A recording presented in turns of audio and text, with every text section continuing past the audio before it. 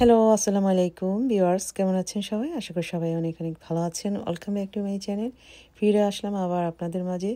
আমি যেহেতু মাছে ভাতে বাঙালি, তাই আমার সপ্তাহের খাদ্য তালিকায় কিন্তু আমি মাছটাই বেশি রাখি। আর বাংলাদেশি মাছ হলে তো কোনো কথাই নেই। টপ যে তিনটা মাছ তার মধ্যে হচ্ছে কাতল মাছ হচ্ছে 2 নম্বর। তো সেই মাছটাই আজকে রান্না করে দেখাবো। আর আমার বাসায় তো ছোট বড় সবাই কিন্তু এই মাছটা খুবই পছন্দ করে। তো চলুন শুরু করা যাক। আমি এখানে মাছটা প্রথমে ম্যারিনেটেড করে নিয়েছি হলুদ মরিচ, তারপরে লবণ দিয়ে। তারপরে এখন ফ্রাই প্যানের মধ্যে অল্প তেলে মাছটা ভেজে নিব।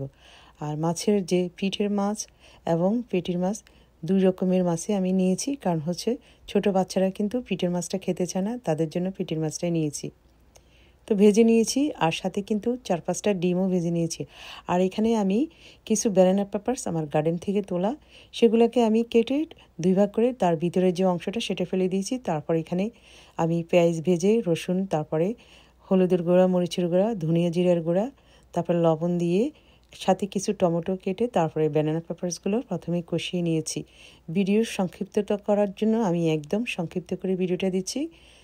তো যাই হোক, এগুলোকে আমি প্রথমে একটু কষিয়ে নেওয়ার পর তারপরে আমি সামান্য একটু পানি দিয়ে কভার দিয়ে আরও কতক্ষণ কষিয়ে নিলাম। কষিয়ে নিয়ে একদম কমপ্লিটলি যখন কষানো শেষ হয়, তার মধ্যে ভাজা মাছগুলো আমি দিয়ে দিচ্ছি। একদম মোটামুটি বলতে গেলে মাছটা কিন্তু ভাজার মধ্যেই কিন্তু রান্না শেষ হয়ে গেছে। তো এখন শুধু আমি এখানে ব্যানানা পেপারস এবং সাথে যে গ্রেভি, সেটার সাথে হালকা কতক্ষণ আমি রান্না করব। মাছ দেওয়ার পর সাথে আমি ডিমগুলো দিয়ে দিচ্ছি।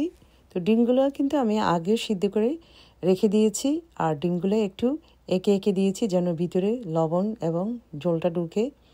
ডিম দেওয়ার পরে হালকা একটু পানি দিয়ে দিলাম। পানি দেওয়ার পরে আমি কভার দিয়ে কমপক্ষে 5 থেকে 6 মিনিট রান্না করব লো এবং মিডিয়াম হিটে। আর এই মাছটা একদম পানি পানি না রেখে হালকা একটু মাখা মাখা করে রান্না করে খেতে বেশি মজা।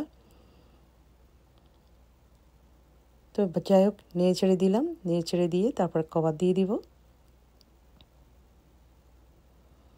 মাছের মধ্যে যেন মশলাটা ঢুকে, যার কারণে। তো যাই হোক, নেড়ে ছেড়ে কভার দিয়ে 5-6 মিনিট রান্না করেছি। রান্না করার পর এখন এর মধ্যেই আমি কিছু ধনিয়া পাতা দিয়ে দিচ্ছি। আমার বাসায় ছিল ফ্রোজেন ধনিয়া পাতা, সেটা আমি দিয়েছি। একদম দেওয়ার পরে এক তাজার মতো হয়ে গেছে।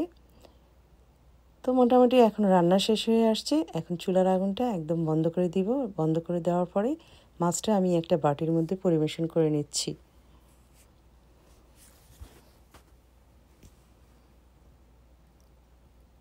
মাছগুলো নেওয়ার পরে তার মধ্যে আমি ডিমটাও দিয়ে দিব। তো আমি এখানে যে মাছটা নিলাম, যেহেতু বাচ্চারা কিন্তু ব্যানানা পেপারস খেতে চায় না, তো যার কারণে আমি মাছ ডিম একসাথ করে নেওয়ার পরে তারপরে ব্যানানা পেপারসটা আলাদা বাটির মধ্যে নিয়েছি। আমার বাচ্চারা যেহেতু ব্যানানা পেপারস খায় না, তো যার কারণে আমি রান্না শেষ হওয়ার পরেই দুটা আলাদা করে নিয়েছি। ব্যানানা পেপারসটা একটা বাটিতে আর ডিম মাছ এক বাটিতে। যার যার যেটা পছন্দ সেটা খাবে। ব্যানানা পেপারস কিন্তু স্পাইসি না, এটা একেবারে সবজির মতো। তো আমি মাঝে মাঝে মাছের সাথে দিয়ে তারপর খাই, আবার অনেক সময় মিক্সড ভেজিটেবলসের সাথেও দিয়েও এটা পছন্দ করি। তো রান্না হয়ে গেলো মজাদার কাতল মাছ এবং সাথে ডিম ব্যানানা পেপারস রান্না। আশা করি ভিডিওটি ভালো লাগলে অবশ্যই আপনারা ট্রাই করে দেখবেন। আর ইনশাল্লাহ নেক্সট টাইম আবার অন্য একটা রেসিপি নিয়ে আসবো। সবাই ভালো থাকবেন, সুস্থ থাকবেন। আল্লাহ হাফেজ।